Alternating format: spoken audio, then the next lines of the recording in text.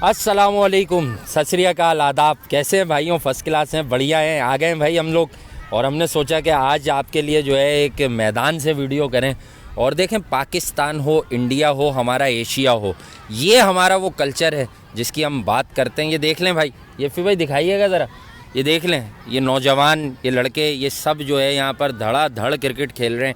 इन्हीं में कोई बाबर आजम है, इन्हीं में कोई रोहित शर्मा है, इन्हीं में कोई विराट कोहली है, इन्हीं में कोई वसीम अकरम बनना चाहता है, इन्हीं में कोई जवागल श्रीनाथ बनना चाहता है, इन्हीं में कोई अश्विन बनना चाहता है, इन्हीं में कोई अनिल कुंबले बनना चाहता है, इन्हीं में कोई सचिन तेंदुलकर बनने चाहता है और इन्हीं में कोई बाबर आजम बनना चाहता है। कहने को तो इंटरनेशनल क्रिकेट के दरवाजे शायकीन के लिए बंद हैं, मगर शायकीन क्रिकेट जो क्रिकेट से मोहब्बत करते हैं, क्रिकेट खेलना चाहते हैं, वो वीकेंड का इंतज़ार करते हैं। फ्राइडे, सैटरडे, संडे सिर्फ क्रिकेट के नाम होता है। सब कॉन्टिनेंट में एक ही चीज़ है जो एक दूसरे से करीब करती है और वो हर कास्ट को मिटा देती है। कौन हिंदू, कौन मुसलमान, कौन सिख, कौन पंजाबी, कौन पठान, कौन महाजिर, सब क्रिकेट को फॉलो करते हैं। और जब क्रिकेट की बात आती है तो सिर्फ क्रिकेट के ऊपर अपनी नज़रें रखते हैं। और यहाँ पर हमने सोचा कि यार क्रिकेट के इस ग्राउंड के अंदर आप लोगों के लिए एक वीडियो करें। काफ़ी दिन हो गए थे, हम भी बोर हो गए थे बैठ के एक ही जगह पे। तो हमने सोचा कि यार आप लोगों के लिए एक क्रिकेट का थोड़ा सा जो मेला लगता है रोज़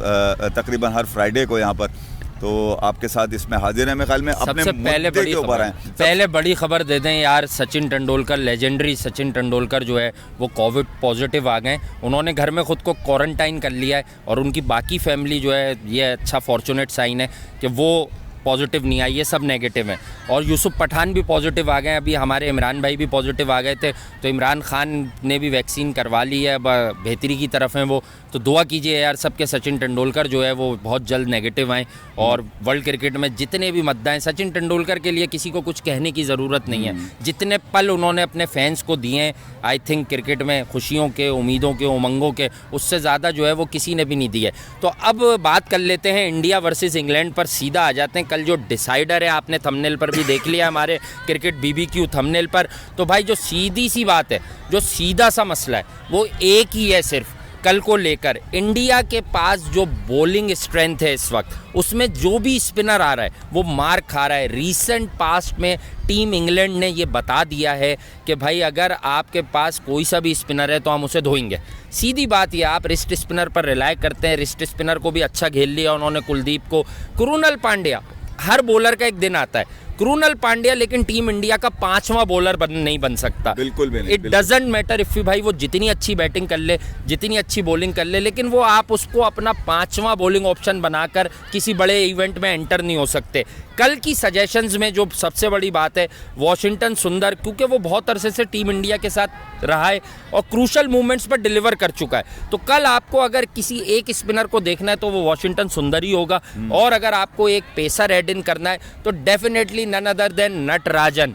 टी नटराजन जो है, उसका जो ट्रैक रिकॉर्ड है डेथ ओवर्स का, वो बड़ा ज़बरदस्त है और बड़ा मैच्योर बॉलर है। क्योंकि वो इंडियन क्रिकेट में उसकी आमद जब हुई है तो वो अच्छी खासी डोमेस्टिक में रगड़ा खा चुका है, IPL में बड़े बड़े नामों को उड़ा चुका है और 30 साल के लगभग उसकी उम्र है। और हम सब जानते हैं कि उसने टीम इंडिया के लिए इन शॉर्ट टाइम्स क्या क्या खिदमात दे दी हैं, जो कि उस जैसे बॉलर से, उस पेस के बॉलर से एक्सपेक्टेड नहीं था। तो इफ़ी भाई आपको कल क्या लग रहा है? जॉश बटलर विराट कोहली की तारीफ भी कर रहे हैं। पहला एक नेक इंसान लगा कि जो समझ गया कि Virat Kohli is a very nice guy और वो अपने मुल्क के लिए खेलता है। एक बड़ी खबर दे दूं, फिर इफ़ी भाई बताएंगे, अपने अंदाज में एनालिसिस करेंगे कि भाई DRS में सॉफ्ट सिग्नल नहीं देगा एम्पायर। अब ये IPL में जो है ये रूल अप्लाई हो रहा है, अब होने वाली। यार खुदा के लिए अब ये मत कह दीजिएगा कि अब BCCI है, BCCI ही ICC है। और विराट कोहली ने क्या कहा सॉफ्ट सिग्नल के बारे में, इस पर तो मैं आपसे बाद में बात करूंगा। मगर सबसे पहले वासे की बात की तरफ चलता हूँ। वासे ने इशारा किया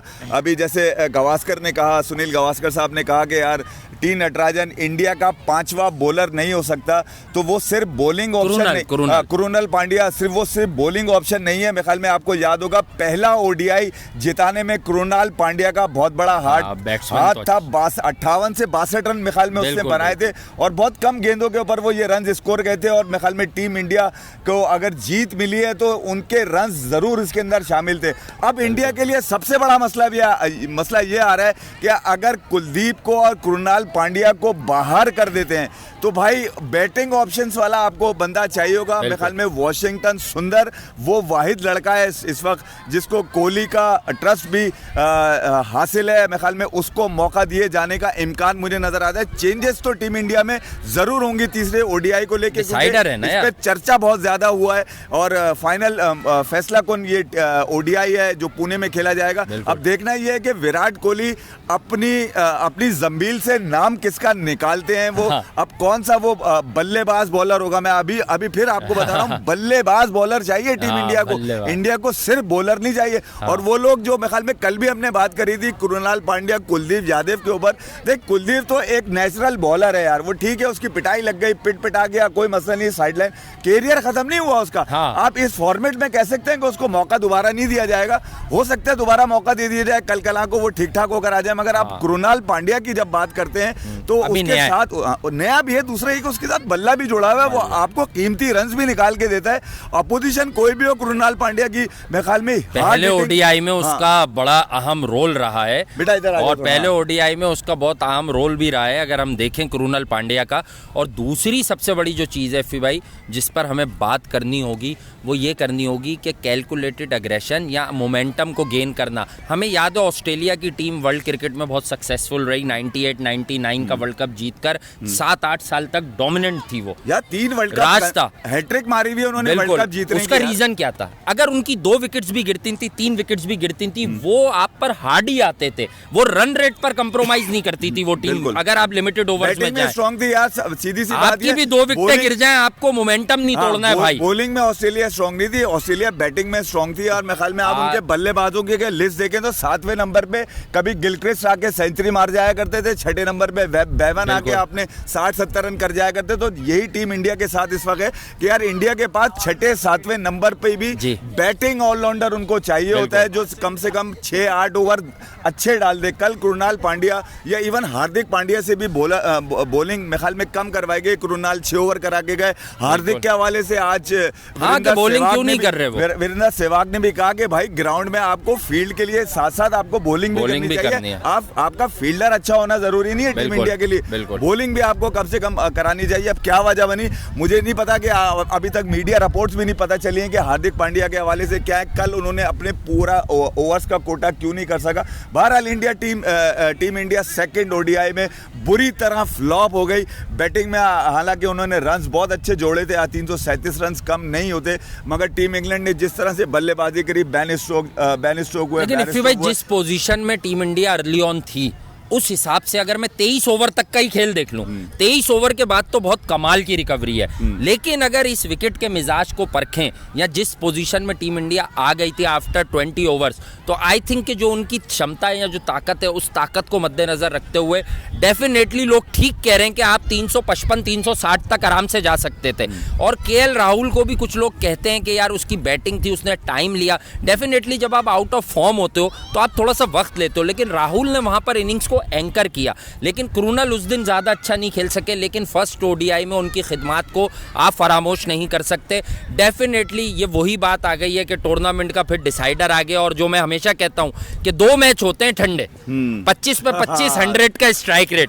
कल मैच अगर टीम इंडिया जीतेगी तो कौन रन्स करेगा ये मैं नहीं, आप लोग खुद अब ये वीडियो देखते देखते आपके मुंह से निकल जाएगा। दी हिटमैन रोहित शर्मा, और इंडिया को मेरे ख्याल में जीत पर डालने में सबसे अहम किरदार रोहित शर्मा का होता है। जब वो ऊपर से रन जोड़ते हैं टीम इंडिया के लिए तो मेरे ख्याल में बड़ा मुश्किल हो जाता है अपोजिशन ने, क्योंकि जिस स्ट्राइक रेट पे वो खेलते हैं 40 रन बनाने के बाद 150-155 से ऊपर का स्ट्राइक रेट होता है रोहित शर्मा का। और अगर कल मेरे ख्याल में रोहित शर्मा ने अपनी 100 रन जोड़ दिए, जो लोग तवक्को कर रहे हैं कि कोहली जोड़े, कोहली बोल चुके हैं कि यार अपनी प्रेस कॉन्फ्रेंस में कि भाई मैं 100 के लिए नहीं खेल रहा, मैं टीम इंडिया को जिताने के लिए खेल रहा हूं। तो रोहित शर्मा पे अब जिम्मेदारी होती है। नीचे से पंत ने एक दफा फिर प्रूव कर दिया आपको 5वें-6ठे नंबर पे कि भाई मुझे बल्ला मिलेगा, बैटिंग मिलेगी, मैं अपने रन्स करूंगा। राहुल और पंत का कंपैरिजन मुझे समझ नहीं आता कि क्यों है। राहुल पहले ओपनर था। देखिए अगर आपको राहुल को विकेट कीपिंग के चक्कर में राहुल ने तो टीम इंडिया के लिए मतलब खिदमत दी है भाई, वो तो खिदमत देता है कि मुझे जहां जैसे यूज करना। और इस फॉर्मेट में उसकी फॉर्म को लेकर कोई भी क्वेश्चन मार्क नहीं है। मसला उसको आ गया T20 फॉर्मेट में, जहां वो ये 5-7 फेलियर से पहले सबसे ज्यादा कंसिस्टेंट प्लेयर था। अगर आप लोग उठा के देख लें, विराट कोहली भी यही कहते हैं कि मैं अपने 100 के लिए नहीं, अपनी टीम के लिए खेलता हूँ। 66 कर रहे हैं, 70 कर रहे हैं, 30-35 रन का मामला है, और क्या पता कि कल वो 30-35 वो भी आ जाएं, और क्या मालूम कि कल हिटमैन शर्मा जो हमेशा इंतजार करते हैं, कैजुअल अप्रोच लगती है उनकी, लेकिन जब उन्हें मालूम होता है कि आज दिन है छा जाने का, तो उस दिन वो छा जाते हैं। बादशाह की बात को कंटिन्यू करूंगा, साथ में ये भी ऐड कर दूंगा कि इस वक्त मॉडर्न डे क्रिकेट में खास तौर पे शॉर्टर फॉर्मेट में T20 और ODI के अंदर अब आपको कम से कम T20 का आप लगा लें 190-200 प्लस रन होंगे तो आप जीत पाएंगे, क्योंकि बैटिंग फर्स्ट का जो अब ये रुझान चला है ना, जो पहले बल्ला खेल जाएगा जनाब वो जीत जाएगा। हाँ। ये बड़ा चल रहा है भाई आजकल, ये PSL में भी देखने में आया, ये यहाँ पर इंडिया में भी देखने आया, लास्ट ईयर IPL में भी देखने को मिला आपको। दूसरी बैटिंग वाला जीत रहा था, दूसरी बैटिंग वाला। तो अब ये है कि मॉडर्न डे क्रिकेट में शॉर्टर फॉर्मेट में आपने कम से कम सही रन जोड़ने, 350 का जो टारगेट होता है वो मेरे ख्याल में इररिकवरेबल होता है, बड़ा मुश्किल होता है किसी भी अपोजिशन के लिए कि वो 7 रन का स्ट्राइक रेट मेंटेन कर सके पहले से 50 ओवर तक के दर्मियान। बहरहाल ये कि ड्यू फैक्टर जो है ना, इस पर एक आगे एफी भाई प्रोग्राम करेंगे। जो ड्यू फैक्टर है ना, इसने क्रिकेट को काफी चेंज कर दिया है। एट टाइम्स ड्यू पड़ने पर जो है वो समझे बॉलिंग टीम हार जाती है। अगर टीम इंडिया को गीले बॉल से बॉल कराने की प्रैक्टिस नहीं होती तो 5th T20 में भी जिस तरह से बेरिस्टो बटलर कर रहा था, मलान कर रहा था, तो उस तरह से आप देखें फारिग हो जाते हैं। लेकिन क्योंकि शार्दुल ठाकुर वगैरह ये सब बॉलिंग की चालाकियां सीखे हुए हैं, भुवी सीखे हुए हैं, नटराजन सीखा हुआ है, दैट्स वाई जो है ना वो कामयाब हुए या एबल रहे कि वो इस तरह से जो है अपनी टीम को सुरखरू कर गए। लेकिन आपने बिल्कुल ठीक पॉइंट रेस किया है कि अगर बैटिंग सेकंड वाली टीम जीतती तो भाई पहले मैच में भी जो है वो ऐसा नहीं हो सका कि बैटिंग सेकंड वाली टीम जीती है, बैटिंग फर्स्ट वाली टीम जीती है। It's only a matter of time कि वो बड़ी पार्टनरशिप अगर ब्रेक होती, इंपायरिंग के 1-2 एरर्स आए, वो नहीं आते तो डेफिनेटली आपकी सीरीज झोली में आ जाती। लेकिन हाँ, बटलर को भी कुछ मिला है, पहली बार एक कप्तानी मिली है, और उसे जॉनी बेरिस्टो ने जो उसका एक तरह का कॉम्पिटिटर रहता था पहले, उसने उसको इंस्पायर कर दिया। आज बटलर जॉनी बेरिस्टो की तारीफें करते कल से थक नहीं रहा, तो यकीनी तौर पे अब बटलर भी ये सोच रहा होगा कि फाइनल मैच में मैं हीरो बनूं। तो आई थिंक कि अब गेम बड़े बैट्समैनों के गिरद है। अब टीम इंडिया को अपनी वीकनेस जो खास तौर पे इनकी बॉलिंग में नजर आ रही है वो जरा सी दूर करनी पड़ेगी। आपको ड्यू के हवाले से आप देख लें, शार्दुल ठाकुर हैं जो अच्छा नकल बॉल डाल लेते हैं, बैट्समैन को परेशान कर लेते हैं अगर बॉल गीला भी हो गया। साथ साथ उनके मेरे ख्याल में अब प्रसिद्ध कृष्णा है, जिनके लिए डिमांड हो गई है भाई। लोग कह रहे हैं कि उसे तो टेस्ट क्रिकेट खिलाओ। और जिस तरह की आपने देखा होगा सेकंड से थर्ड स्पेल अगर उनको दे दिया जाता है ODI के अंदर तो रिकवरी बहुत अच्छी है उनकी, बहुत अच्छी है। कल भी जोस बटलर को जिस तरह से उन्होंने आउट किया अपने यॉर्कर पे, इन स्विंगिंग यॉर्कर, और लोग लड़वा रहे थे, लोग विराट कोहली और जॉश बटलर को उस रिएक्शन पर लड़वा रहे थे। लेकिन जॉश बटलर ने आज उन सारे 30 मार खानों को किल कर दिया। उन्होंने कहा यार कोहली इज अ वंडरफुल गाय, और वो अपनी टीम के लिए पैशनेट है, नेचुरल है। हाँ, इंग्लैंड के जो 2 बल्लेबाज हैं इनका मैं बताते चलूं, बेरिस्टो व जेसन रॉय 62 रन के एवरेज से लास्ट 20 इनिंग्स ये लोग खेल चुके हैं। बड़ा डिस्ट्रक्टिव पेयर है, और अब उम्मीद ये की जा रही है कि इंडिया की जानिब से अगर डेविड धवन, जिनको गब्बर कहा जाता है आपने डेविड धवन, आपने फिल्म देख ली, मैं डेविड धवन ही कहता हूं उनको, जिनको गब्बर कहा जाता है, और साथ साथ रोहित शर्मा, ये रन जिन्होंने जोड़ने होंगे, तकरीबन 100 रन की पार्टनरशिप मुतवक्के है इन दोनों की तरफ से। टीम इंडिया को कल कुछ नहीं अगर पहले बैटिंग करता है 350 रन के टारगेट तक पहुंचना होगा, ताकि इस आपको भी तो बच्चे कह रहे थे पाकिस्तान का कट लिया इमरोज, आपको भी तो कह रहे थे। अब आ जाए उस सॉफ्ट सिग्नल के ऊपर जो विराट कोहली ने जो इशू उठाया, और उन्होंने बिल्कुल ठीक इशू उठाया था कि जो एम्पायर का सॉफ्ट सिग्नल है, ये रिव्यू सिस्टम के ऊपर उंगली जो उठाने का मकसद था वो ये था कि यार कोई भी टीम हार सकती है एम्पायर के इस फैसले से। जब अंपायर को नजर ही नहीं आया, दैट वाज़न्ट एन इररेलेवेंट और इलॉजिकल स्टेटमेंट। भाई विराट कोहली क्रिकेट का एक आइकॉनिक फिगर है, उसे मालूम था वो क्या डिमांड कर रहा है। सिर्फ आइकॉनिक फिगर नहीं है, मैं आपको ये बता दूं 43 सेंचुरियां हैं ODI में, 43 सेंचुरी, 61 निफ सेंचुरियां, यानी कि 50 मारे में उसने, 12,062 रन उसने बनाए में। ओवरऑल ओडीआई के अंदर, जिसमें से 10,000 रन सिर्फ नंबर 3 पे खेल के बनाया उसने, और उसकी कई भी बात मेरे ख्याल में आईसीसी भी हिल जाता है जब वो कोई इशू रेस करता है। और मेरे ख्याल में आईपीएल के अंदर, अब जैसे वासे ने बताया कि आईपीएल के अंदर सॉफ्ट सिग्नल का इशारा अंपायर नहीं कर सकेंगे, और इसका मतलब ये है कि जब आईपीएल में बात थर्ड अंपायर भी दुनिया में आया, आम लेने तो नहीं आया ना, अपनी वसूली करेगा, वो देखेगा अपनी नजर से। फील्ड अंपायर है, अगर उसको नजर नहीं आया तो वो कैसे फैसला? आज हम ग्राउंड में खड़े, मैं बता देता हूँ मसला क्या है। ये देखें, यहीं करीब से देखें भाई, अगर मैं यूं अंपायरिंग कर रहा हूँ तो मेरे स्पॉट्स जो है, जो मुझे सही नहीं नजर आते हैं, जब बॉल उधर जाएगी मैं यूं देख लूंगा। कितने एम्पायर इतना डीपली वहां देखते हैं, एम्पायर हटता है, बॉल जब जाती है, अरे घंटा एम्पायर को नीचे नो बॉल नजर नहीं आती, थर्ड एम्पायर देना शुरू कर दिया यार। दूर आप नेकेड आई से काव कॉर्नर पर, जहाँ थोड़ी सी वैसी खून की होती है, जहां आपके शेड्स आ जाते हैं स्टेडियम के, मैं पूरी वर्ल्ड क्रिकेट की बात कर रहा हूँ, मोतेरा में शेड्स नहीं आते, लेकिन जहां आपके शेड्स आ जाते हैं या दूसरी जगहों पर, तो आप वहां पर किस तरह से उन ब्लाइंड स्पॉट्स को आप यहां से खड़े होकर कैसे देख लेंगे कि यार थर्डमैन वाले ने जो अगर अपने से पीछे यूं डाइव लगाई तो वो उसके हाथ के पीछे बॉल जमीन पर टकराया कि नहीं टकराया। भाई जब थर्ड अंपायर को आपने भेजना ही है अपना फैसला, तो फिर आप अपना फैसला महफूज क्यों नहीं रखते? रिजर्व कर लिया करे ना। चला गया थर्ड अंपायर पे, अब वो जो फैसला करेगा। आपने ऑन फील्ड पहले आउट दे दिया, उसके बाद फिर थर्ड अंपायर की तरफ चले गए। ये कौन सा घंटा बना है मेरे ख्याल में? अब ये मेरे ख्याल में इस मसले मैच में कौन जीत रहा है? वैसे तो बहुत सारे लोग अब नेगेटिव बात कर रहे हैं कि पहला मैच इंडिया जीत नहीं रहा था, पहला मैच जीत गया तो अब सीरीज ना लग जाए। तो आपको कहीं ना कहीं ऐसा लग रहा है कि कल मोमेंटम इंग्लैंड के साथ है? मेरे ख्याल में आज बीसीसीआई मैनेजमेंट और टीम इंडिया की मैनेजमेंट बैठी थी, प्लेयर्स ने आपस में डिस्कशन करी है। यकीनन इस फैसला कुन मार्के को अपने हक में करने के लिए सारी चीज़ें डिसाइड हो गई होंगी। और मेरे ख्याल में पुणे के इस स्टेडियम, महाराष्ट्र क्रिकेट एसोसिएशन के इस ग्राउंड में टीम इंडिया ने मेरे ख्याल में आज तक कोई मैच सीरीज़ का हारा नहीं है।